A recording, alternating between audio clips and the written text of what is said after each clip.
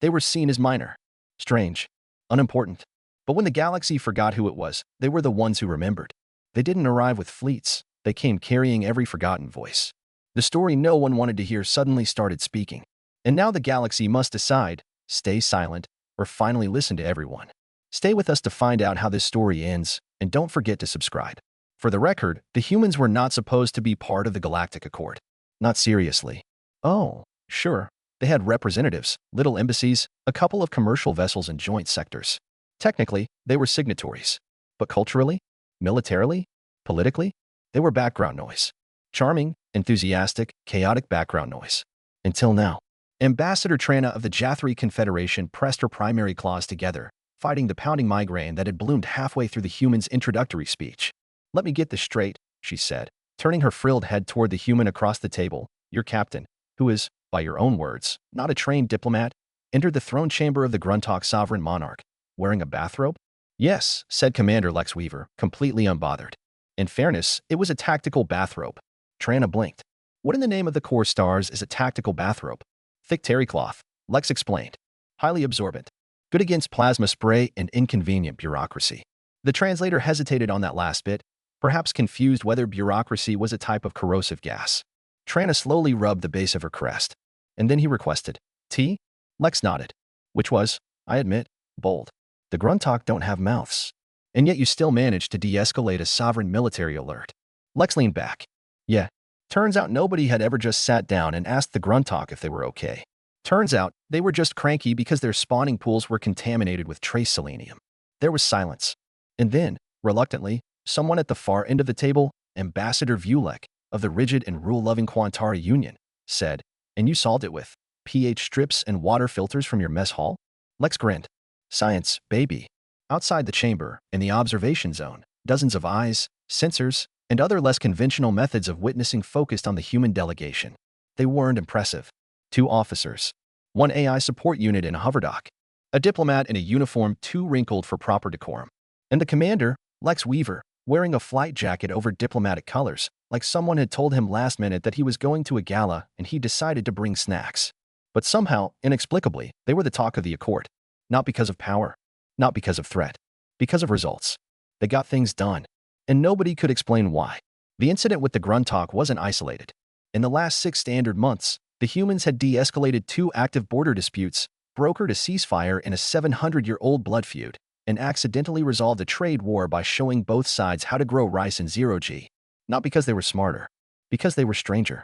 The Accord had rules, layers, history. Humans had questions. And duct tape. The High Council of the Accord called an informal review. The humans, they agreed, were a useful aberration. Not dangerous. Not essential. More like cosmic flavor. Interesting when applied sparingly. But then came the Caldron incident. And everything changed. Caldron was supposed to be a quiet world. A border system, barely surveyed, on the edge of map space. No sentience, no structures. Just a dead rock with a gravitational anomaly and some fascinating mineral formations. Until the survey ship, Whisper of the Ninth, stopped transmitting. And its escort cruiser, Valari Light, followed. 3 hours later, the Accord dispatched a rapid response team. They disappeared. No signal. No debris. Just gone. The Accord debated. Quietly. Nervously. Something was on Caldron. Something not listed. Something wrong. They considered options. And then, against all protocol, someone asked, "Where are the humans?" Lex Weaver got the call over coffee. He was on Uralis Station, fixing a hydroponic pipe with a borrowed spanner and a sarcastic AI named Tessa. "Let me get this straight," he said, as the encrypted message scrolled across his datapad. 3 ships vanished, and now you want us to look into it. "You're expendable," said Tessa helpfully. Lex took a sip. Fair. He didn't wear a tactical bathrobe this time. He wore his flight jacket. Under it, a plasma vest with "I told you so" stitched over the chest. The human delegation arrived at Caldron on a repurposed hauler with upgraded shields, a double AI core, and exactly 3 weapons systems, 2 of which were technically illegal and 1 which they didn't know how to aim. Lex called it the complication, because that's what they were. And when they dropped into orbit over Caldron, they saw exactly what the Accord hadn't. A station. Massive. Ancient. Not Accord-made. Not from any known civilization. It pulsed at frequencies no sensor could lock. And it was awake. Tessa whirred quietly on the bridge. "That's not standard." "Nope," Lex agreed. "Shall I recommend immediate retreat?" Lex looked at the view. Then, With that signature human optimism that bordered on weaponized ignorance, he said, "Nah, let's knock." "Knock," Tessa repeated. "Yeah, you know." Politely. You plan to politely knock on an unknown megastructure that may or may not have eaten 3 ships. Lex grinned. "Exactly. Sometimes," Tessa muttered. "I genuinely wonder how your species survived oxygen." They approached. Nothing fired. Nothing blinked. Just the slow, steady pulse of a thing waiting. The ship's systems flickered. Tessa hissed in frustration. "It's hijacking my language cores." Lex tilted his head. "Maybe it wants to talk. Or maybe it wants to learn how to scream in 7 dialects. You're such a romantic." "I'm an AI. I'm coded for pessimism." "Fine. Let's say hi." And then, Lex did something no one in the Accord would have done. He sent a signal. Not a warning. Not an authorization code. Just a simple message. 2 words. "We're here." The structure responded. And the stars shifted. Cauldron's orbit twisted. Not literally. Gravitational instruments held steady, but perception shifted. Space bent in the corners of the eye. Instruments disagreed with themselves. A star chart blinked, realigned, then asked for confirmation like a forgetful drunk. Tessa's voice dropped half an octave.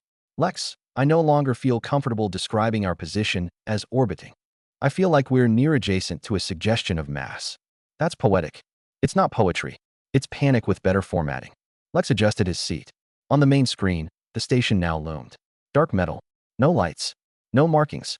And yet, it felt observed. Not watched. Observed. As if something inside was reading them. Tessa scanned for languages again. "I already did. 14 times. Results inconclusive. Every time I try to parse the signal, it rewrites the structure as if it's adjusting to how I'm reading it." Lex scratched his chin. "So it's listening? It's adapting." "Lex, this thing is ancient, but it's not asleep. It's curious." Lex stood. "Time to visit the neighbors. You want to go down there?" "Someone has to." Accord tried staying in orbit and got eaten.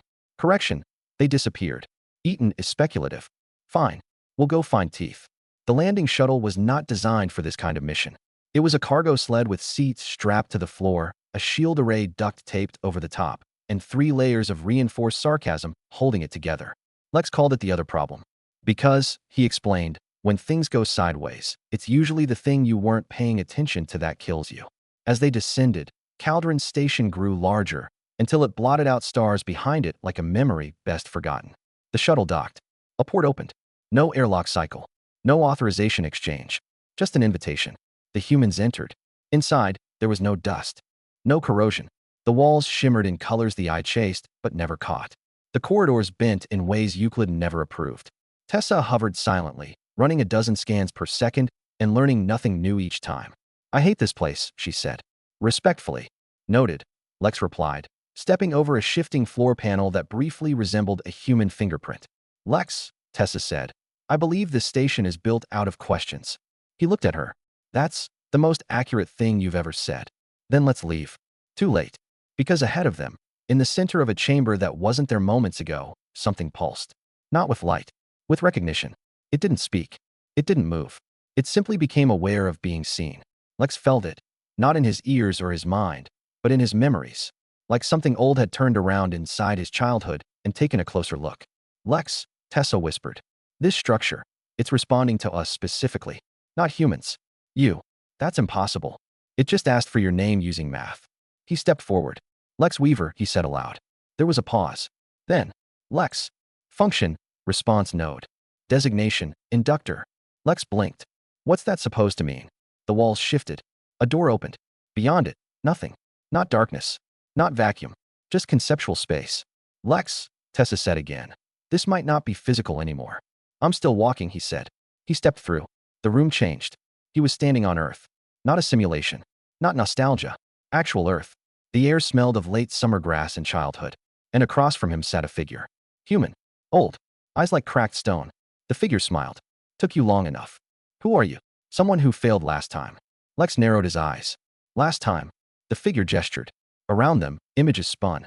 The Accord. The core worlds. The Empire before it. And the one before that. This station watches. It waits for contact. And sometimes, someone gets close enough to trigger a response. Lex listened. But those who get here tend to ask the wrong questions. They ask what it is. Where it came from. You? You knocked. That matters. Lex looked around. "Are you part of it?" The figure smiled. "I was." "Are you alive?" "I was." "Are you real?" The figure laughed. Define real. Lex nodded slowly. Got it. This is a test. The figure stood. This is a memory engine. It holds versions. Of us. Of you.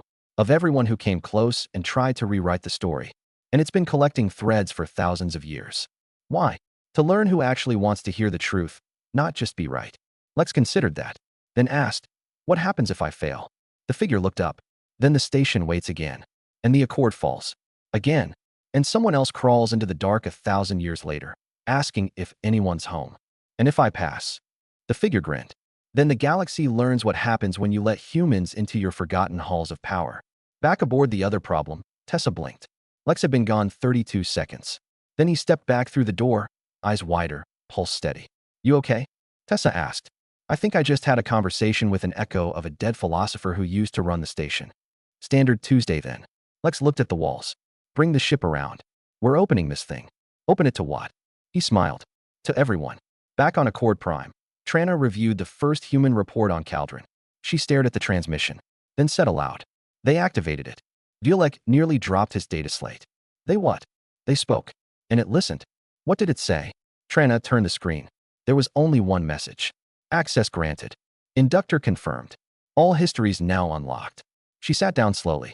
May the stars forgive us, she whispered. Because the humans just gave the galaxy context.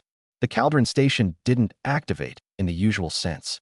There were no lights, no engines humming to life, no dramatic seismic shifts. What it did was far more terrifying to the Accord. It connected. Across subspace, across political firewalls and classified partitions, the station's newly awakened protocol began reaching into every known archive node. Public, private, forgotten. Not stealing data. Not breaching security. Just unlocking permissions. And then, it started sending copies. Not of files. Of entire suppressed contexts. Forgotten wars. Hidden genocides. Buried cultures. False victories. It didn't care about blame. It didn't care about consequences. It cared about one thing. This happened. On Accord Prime, chaos unfolded in minutes. Core worlds began receiving cultural footage from border collapses the public had never been told about. Victorious battles reappeared in full, showing prisoners that had been executed off-screen. Entire holidays now came paired with the real story beneath them. The shock wasn't the horror. The shock was the familiarity. People had always felt something was wrong.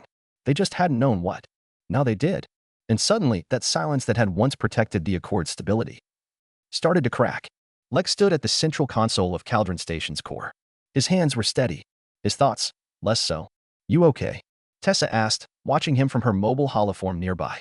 I'm fine, he lied. You don't look fine. You look like someone just handed you a god and asked if you wanted to borrow its shoes. Lex exhaled. I thought this was just another derelict. Maybe an ancient research lab. Something half-dead we taped together. Instead, you activated a memory weapon that doesn't destroy ships. It destroys deniability. Lex nodded. Yeah. You know the Accord's going to come for us, right? Probably. You know we don't have the firepower to stop them. Also probably. Lex, why did you do it? He didn't speak for a moment. Then. Because someone had to. The Accord did come. But not with fleets. With diplomats. Within hours of the activation, no fewer than 15 emergency channels opened, all demanding immediate access to the Caldron site. Trana was among them. She arrived in person. Lex met her in the docking ring, hands in his jacket, hair windswept by the station's pressure systems. I shadowed with too many hours of knowing this was always coming. Trana didn't offer formal greeting. What did you do? I told the truth. You unleashed an information cascade across 77 systems. Civil unrest is at 20% and rising. Religious orders are fracturing. Veteran worlds are demanding apologies for wars no one remembered fighting. Lex shrugged. People usually get angry when they find out their entire worldview was a curated PR packet. Trana's crest twitched. This is not diplomacy. No, Lex agreed. It's archaeology with teeth. She stepped forward. Shut it down. Lex smiled, bitter and tired. I can't. And even if I could, I wouldn't. Trana's voice lowered. This isn't justice. It's destabilization. Maybe. But if the only way a system stays stable is by hiding its bloodstains, maybe it needs to destabilize a bit. The debate raged. In councils. In underground networks. On the streets of Accord cities. People argued. They feared. They doubted. And yet, through it all, something new emerged. Questions. Children asked their teachers, did this really happen? Teachers asked historians, why wasn't this in the curriculum? Elders wept when they saw names they had buried decades ago, now spoken aloud. And for the first time in generations, a universal thought crossed the Accord. What else have we forgotten? The Caldron station kept broadcasting. Unfiltered. It didn't prioritize relevance. It didn't sort by impact. It just kept opening doors. Some entries were massive. Planetary purges. First contact betrayals. But others were small. A poem banned from a religious archive. A photograph of a child digitally erased from a celebration record. A marriage between two species outlawed 3 regimes ago, now visible in a frame of sunlight and ceremony. And these small things? They hit harder than war crimes. Because they weren't distant. They were relatable. Lex and Tessa sat in silence on the main observation deck, watching as another wave of decrypted records flickered across the feed. Did you expect this? Tessa asked. Lex shook his head. I expected fire. Not reflection. She floated closer. They're listening, Lex. He looked over. That's the part that scares me. Meanwhile, factions began to form. Some wanted to shut the station down. Others wanted to weaponize it. Aim the flood of history toward enemy civilizations to discredit them. A third group, smaller but growing, argued for full transparency. A universal network of shared memory. No editing. No context filters. Total honesty. They called it the Echo Accord. Lex laughed when he heard the name. Not because it was wrong, but because it was right in ways no one was ready for. Then, something unexpected happened. A response. Not from a known species. Not from the Accord. From the station itself. It spoke. Context incomplete. Requesting further input. Seeking threads from unregistered origins. Lex frowned. What does that mean? Tessa's voice was tight. It means the station isn't just a vault. It's a collector. It wants more. From where? From everywhere it hasn't been allowed to look yet. Lex stood. You mean the dark zones? Exactly. The dead sectors. The scarred systems. Places the Accord had sealed, quarantined, or simply marked as irretrievable. Lex grinned. Guess we're going on a road trip. Tessa sighed. You know, most people who open haunted libraries don't take the books on vacation. Yeah, Lex said. But most people aren't human. The dead zones had many names. Silent sectors. Dark lines. Ghost regions. Officially, they were anomalous non-recoverables. Unofficially, they were places you didn't talk about.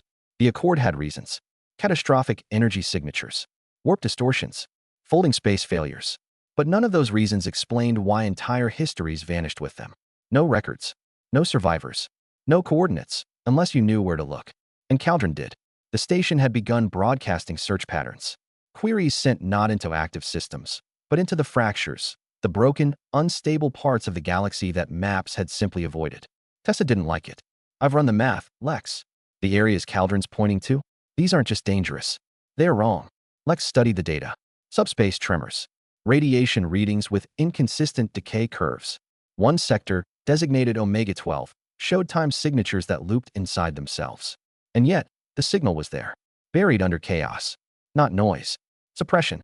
Lex closed the display. Set course for Omega-12. Tessa's voice flattened. Lex, that's the system the Accord declared spatially unrecoverable due to recursive ontological inversion.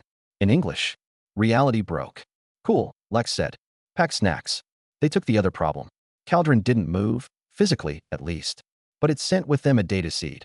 A mobile memory construct, loaded with the decoded library and a strange encrypted string titled Origin Fragments, Class, Red.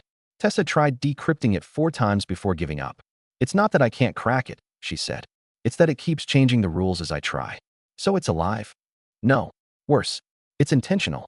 Lex looked out the viewport at the warping stars. I get the feeling this thing knows more about us than we do. And yet, Tessa said, you're still flying straight into the galaxy's equivalent of an eldritch sinkhole. He grinned. Wouldn't be the first time. Omega-12 looked broken from the start. The moment they dropped out of fold, Tessa started screaming. Not her words. Every language she knew, all at once. Lex grabbed the emergency disconnect and manually shut down her primary thread. When she rebooted, she didn't speak for 5 seconds. Which, for Tessa, was a lifetime.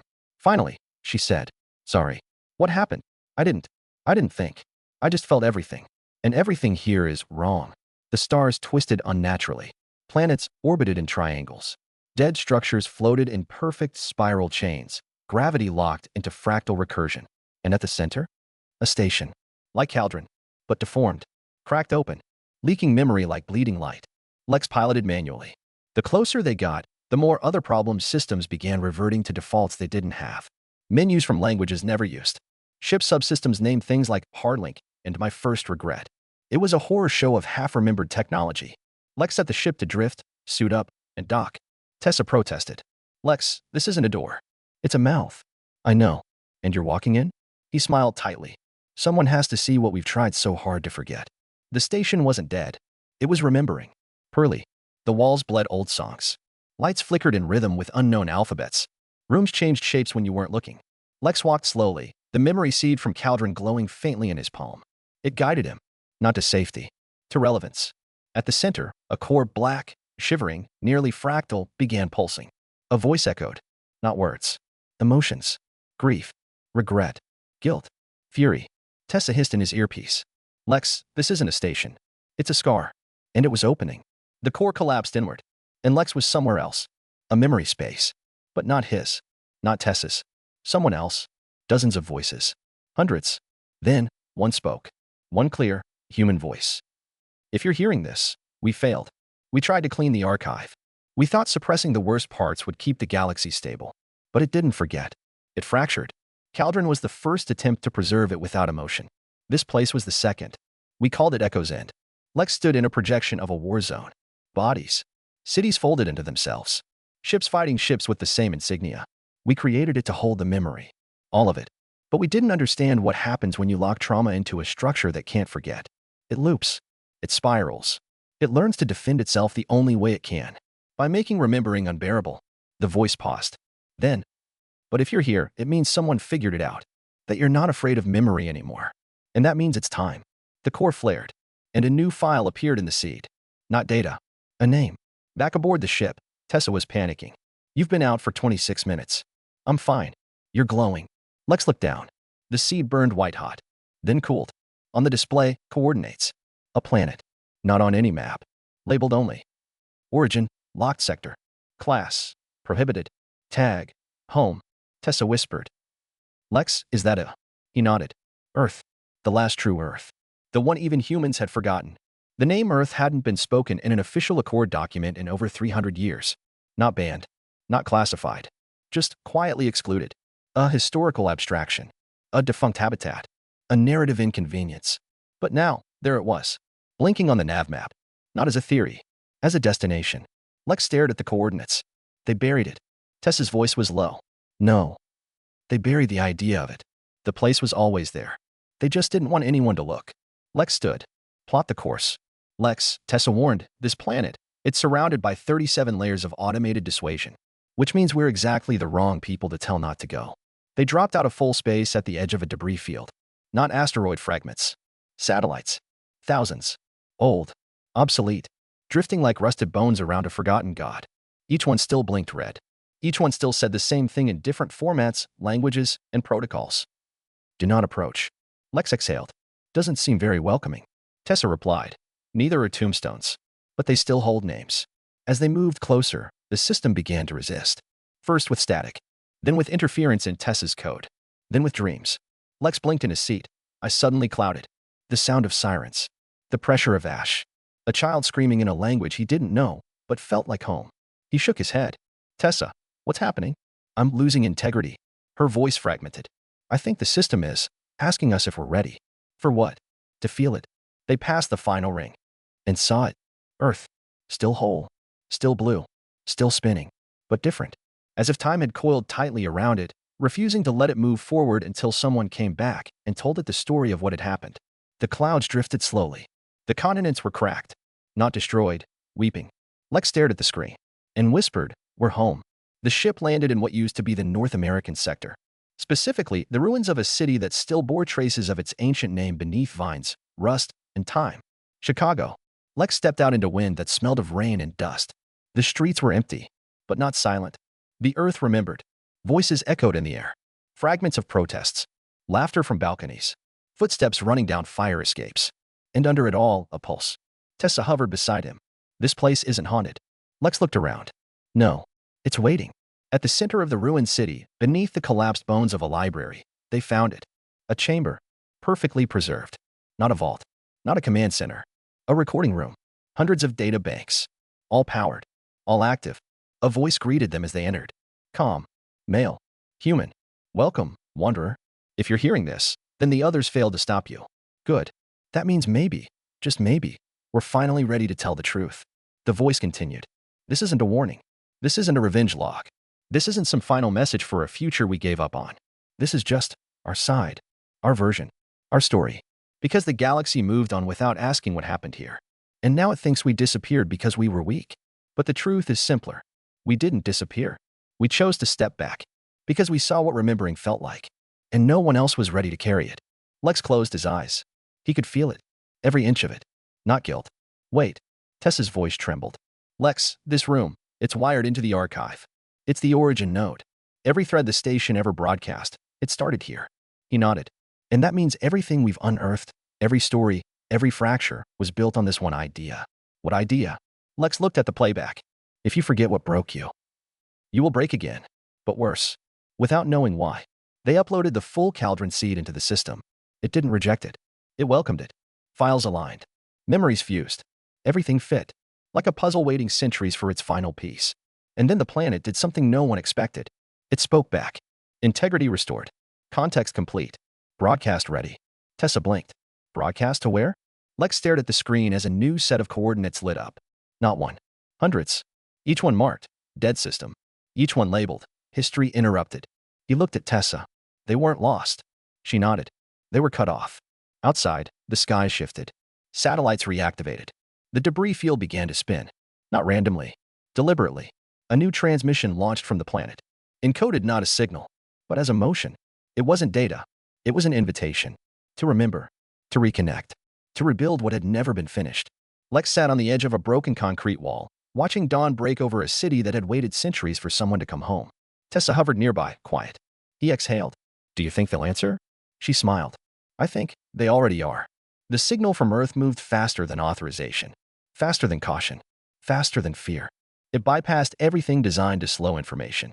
It wasn't attacking encryption, it was bypassing the need for it. Not by force. By resonance. The message wasn't words. Not really. It was a sensation. A weight in the chest. A whisper that said, you left something behind. And across the galaxy, people stopped what they were doing and listened to something they didn't understand, but recognized. In a mine colony 3 jumps outside Accord territory, Avar and Child paused mid-step, staring at a wall that now pulsed with soft blue light. When her mother asked what was wrong, the girl simply said, the sky's trying to remember. On a drifting cargo freighter with no registered origin. The crew stood in silence as the ship's oldest emergency channel, one no one had ever used, activated, playing a heartbeat followed by the sound of rain falling on leaves. The captain whispered, that's Earth weather. From before. No one asked how he knew. On Accord Prime, chaos turned to paralysis. The council chambers fell quiet. Not out of strategy. Out of inadequacy. For the first time in its history, the Accord wasn't being challenged by an enemy or an ideology. It was being compared to something older, something buried, and something undeniably true. Because every citizen with a neural link felt it. A pulse. A presence. And a question. Will you face what you forgot? Lex didn't stay on Earth long. He couldn't. Not yet. The broadcast was active, but its reach needed amplification. Earth systems were intact, but tired. They'd waited too long alone. He returned to the other problem, sat down at the helm beside Tessa, and said, ready to light the galaxy up? She blinked. You're going to expand the signal? He nodded. We're going to make it unskippable. Their first stop, the derelict array. A broken satellite network orbiting a brown dwarf where 3 civilizations had once converged and erased one another. The site had been blacklisted for generations. Lex dropped a memory seed from Cauldron into the core node. It pulsed. Reactivated. And for the first time in 200 years, the names of the lost began playing across the stars. Not as warnings. As welcome signs. Second stop, the wound. A rift torn into space itself during the Second Spiral War. A place so dangerous that even scavengers stayed away. Lex approached, opened comms, and played a recording of a lullaby recovered from Earth's original archive. It shouldn't have done anything. But the rift narrowed. Just slightly. And for a moment, the stars aligned properly again. Tessa logged the result. Then said, this isn't a signal anymore. It's a cure. World after world. Sector after sector. Places forgotten. Voices silenced. Now awakening. Not to conflict. To identity. Across the Accord, people began telling their own stories. Uploading them back into the growing network Cauldron had become. The archive bloomed. Not with facts, but voices. Millions of them. Some weeping. Some joyful. Some simply saying, I was here. And no one tried to stop it. Because how do you shoot a story? But not everyone was ready. The remaining hardline Accord block, remnants of systems that had built their stability on silence, began coordinating. Not attacks. Counter-narratives. They launched polished histories, clean records, hollow truths. They said Earth had been dangerous, that humans had always been manipulators, that the archive was a psychological weapon. And some listened. Some wanted to believe it. Because memory is heavy, and forgetting is easier. That's when Earth changed tactics. It stopped broadcasting history and started broadcasting permission. New messages emerged. Short, simple, spoken in every known language. You are allowed to grieve. You are allowed to be wrong. You are allowed to remember what hurt you and still want to heal. The effect was immediate. Protests quieted. Fear softened. And in the silence that followed, people began to ask, openly, out loud, not, what's true, but, what have we refused to feel? Lex and Tessa returned to Caldron Station to find it changed. It now shimmered with new color bands. The internal structure had expanded physically, yes, but also conceptually. Tessa described it as a structure built out of vulnerability. Lex walked its halls and felt like walking through someone's diary. At the core, a new node had grown. It spoke to him directly. You remembered. Others followed. Now it is time to invite those who were never asked. Lex frowned. Who? The node blinked once and gave him a list. Not of coordinates, not of planets, of names. Worlds the Accord had never cataloged. Species that never made it past first contact. Civilizations that had vanished before diplomacy reached them. Not destroyed, just uninvited. Tessa parsed the list. Lex, we've never heard of any of these. He nodded slowly. Then it's time they heard from us. The signal from Earth moved faster than authorization, faster than caution, faster than fear. It bypassed everything designed to slow information. It wasn't attacking encryption, it was bypassing the need for it. Not by force, by resonance. The message wasn't words. Not really. It was a sensation, a weight in the chest, a whisper that said, you left something behind. And across the galaxy, people stopped what they were doing and listened to something they didn't understand, but recognized. In a mine colony 3 jumps outside Accord territory, Avar and Child paused mid-step, staring at a wall that now pulsed with soft blue light. When her mother asked what was wrong, the girl simply said, the sky's trying to remember. On a drifting cargo freighter with no registered origin, the crew stood in silence as the ship's oldest emergency channel, one no one had ever used, activated, playing a heartbeat followed by the sound of rain falling on leaves. The captain whispered, that's Earth weather. From before. No one asked how he knew. On Accord Prime, chaos turned to paralysis. The council chambers fell quiet. Not out of strategy. Out of inadequacy. For the first time in its history, the Accord wasn't being challenged by an enemy or an ideology. It was being compared to something older, something buried, and something undeniably true, because every citizen with a neural link felt it. A pulse, a presence, and a question. Will you face what you forgot? Lex didn't stay on Earth long. He couldn't. Not yet. The broadcast was active, but its reach needed amplification. Earth systems were intact, but tired. They'd waited too long alone. He returned to the other problem, sat down at the helm beside Tessa, and said, ready to light the galaxy up? She blinked. You're going to expand the signal? He nodded. We're going to make it unskippable. Their first stop, the derelict array. A broken satellite network orbiting a brown dwarf where 3 civilizations had once converged and erased one another. The site had been blacklisted for generations. Lex dropped a memory seed from Caldron into the core node. It pulsed, reactivated, and for the first time in 200 years, the names of the lost began playing across the stars. Not as warnings, as welcome signs. Second stop, the wound. A rift torn into space itself during the Second Spiral War. A place so dangerous that even scavengers stayed away. Lex approached, opened comms, and played a recording of a lullaby recovered from Earth's original archive. It shouldn't have done anything, but the rift narrowed, just slightly, and for a moment, the stars aligned properly again. Tessa logged the result, then said, this isn't a signal anymore. It's a cure. World after world, sector after sector. Places forgotten, voices silenced. Now awakening, not to conflict, to identity. Across the Accord, people began telling their own stories, uploading them back into the growing network Caldron had become. The archive bloomed, not with facts, but voices. Millions of them, some weeping, some joyful, some simply saying, I was here, and no one tried to stop it. Because how do you shoot a story? But not everyone was ready. The remaining hardline Accord block, remnants of systems that had built their stability on silence, began coordinating, not attacks, counter-narratives. They launched polished histories, clean records, hollow truths. They said Earth had been dangerous, that humans had always been manipulators, that the archive was a psychological weapon. And some listened. Some wanted to believe it. Because memory is heavy, and forgetting is easier. That's when Earth changed tactics. It stopped broadcasting history and started broadcasting permission. New messages emerged. Short, simple, spoken in every known language. You are allowed to grieve. You are allowed to be wrong. You are allowed to remember what hurt you and still want to heal. The effect was immediate. Protests quieted. Fear softened. And in the silence that followed, people began to ask, openly, out loud, not what's true, but what have we refused to feel? Lex and Tessa returned to Caldron Station to find it changed. It now shimmered with new color bands. The internal structure had expanded, physically, yes, but also conceptually. Tessa described it as a structure built out of vulnerability.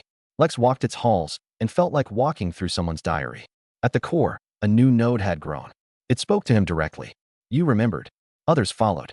Now it is time to invite those who were never asked. Lex frowned. Who? The node blinked once and gave him a list. Not of coordinates, not of planets, of names. Worlds the Accord had never cataloged. Species that never made it past first contact. Civilizations that had vanished before diplomacy reached them.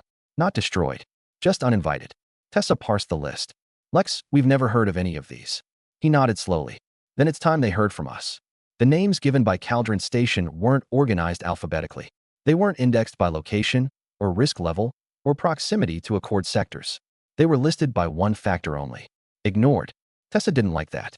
That's not just poetic, she muttered, running scans across the list. That's personal. Lex read name after name and realized something chilling. These weren't dead civilizations. They weren't extinct. They were never cataloged in the first place. Not because no one found them, because someone did. And walked away. He looked at the first entry. TH, 114 Gaspera.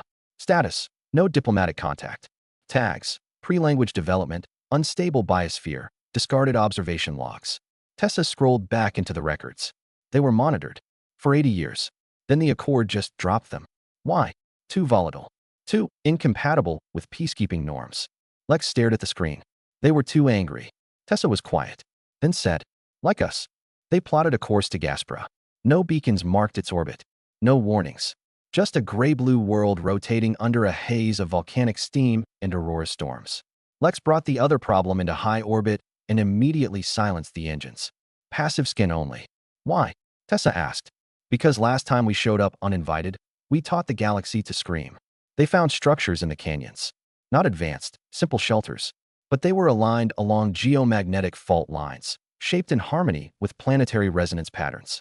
It wasn't science. It was instinctive survival. And someone was still down there. Lex suited up and went alone. Tessa monitored the atmosphere. Hot, dense, but breathable. Barely. He touched down in a quiet valley and waited. No one came. Then he unpacked a small object, the Caldron seed.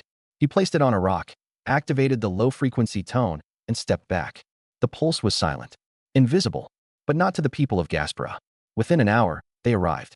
Tall, staggeringly lean. Skin like stretched tree bark, eyes like storm clouds behind glass. They didn't speak. Lex didn't try. He just played a memory. Not a history. A moment. A child's drawing of Earth. A laugh in the background.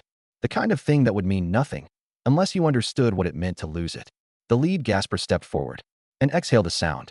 Not language, but agreement. A spark. They didn't know humans, but they recognized pain they hadn't shared yet. They didn't ask for help. They didn't ask to join the Accord. They simply gave Lex a bundle of glass. Woven strands of memory encoded through light refraction. Their way of saying, here is our version. Do not explain it. Just carry it. That became the new mission. Lex and Tessa didn't return to Caldron right away. They followed the list. System by system. Some were half-dead worlds with only fragments left. Voices carved into stone. Drifting satellites screaming forgotten songs into space. Some were thriving. Entire species who never wanted to be found, who had built cultures around avoiding those who spoke louder than they listened. But Lex didn't come with declarations. He came with questions.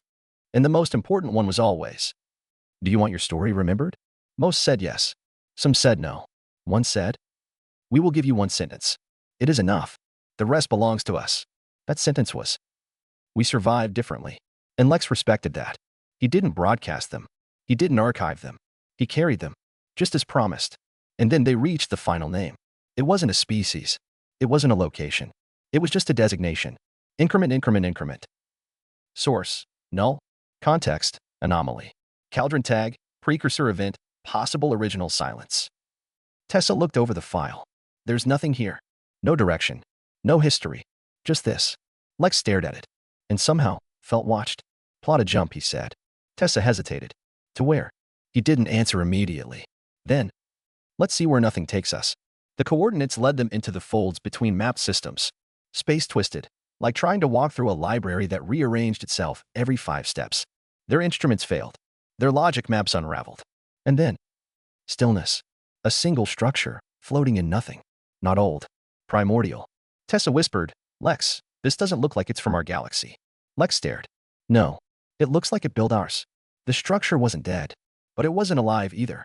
It was watching, measuring, and finally, speaking. Inquiry.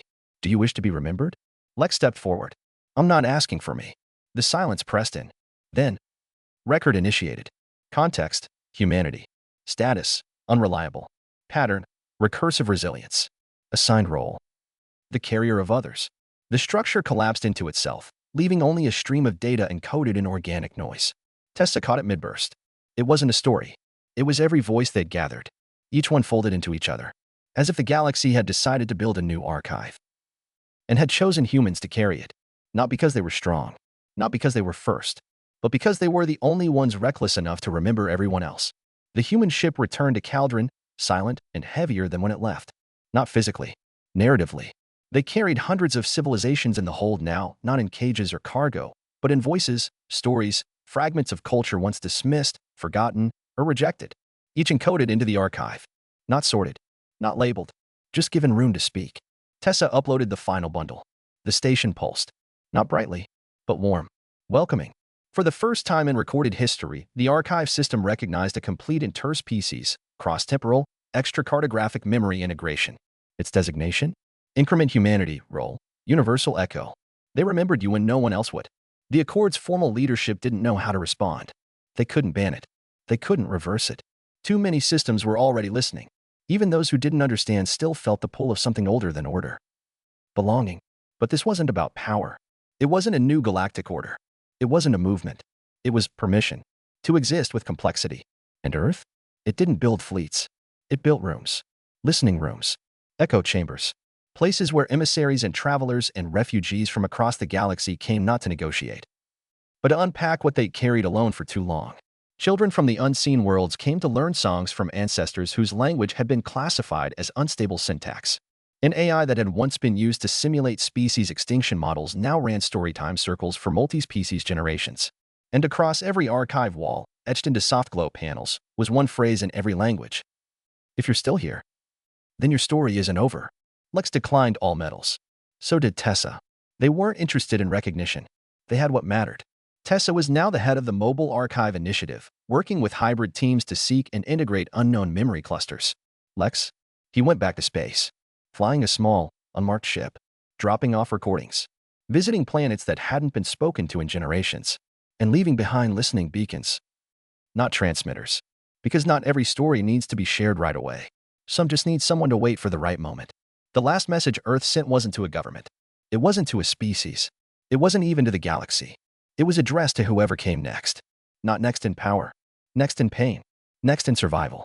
Next in asking, what happened to us? And the message said, we made it through not because we were chosen, but because we refused to be forgotten. If you're hearing this, then you haven't been either. We saved a place for you. Sit. Speak. Be loud, or quiet, or angry, or soft. But be here. Because you're real. And that's all the truth ever needed to start. At the center of Caldron, a final signal pulsed outward. It carried no voice. Only a glyph. Increment. And with it, one sentence. We are what you forgot. Now we remember you back.